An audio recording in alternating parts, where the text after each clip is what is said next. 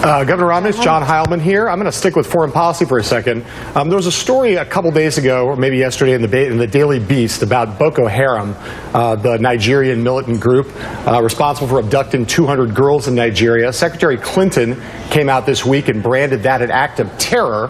The story in the Daily Beast pointed out that when she was Secretary of State, she had refused to label that group officially a terrorist organization, even though the FBI, the Justice Department, and the CIA wanted to have it happen. I want to ask you a two-part question about that. First, to address that specific story, and secondly, to ask you a broader question, which is whether you think Secretary Clinton's time as Secretary of State will be an asset or a liability for her if she runs for president.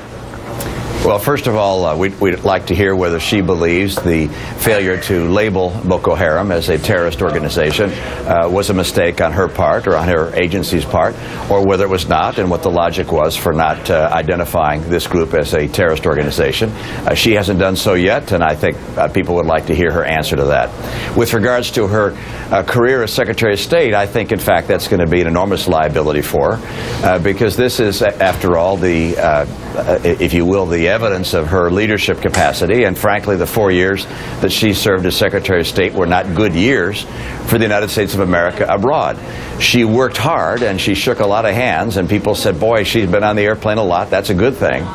But if you look around the world, whether in Asia, Latin America, the Middle East, North Africa, this was not a good time for America. As a matter of fact, it's hard to think of a nation that over the past 4 or 5, 6 years thinks more of America, respects America more today than when the President and Secretary Clinton took office.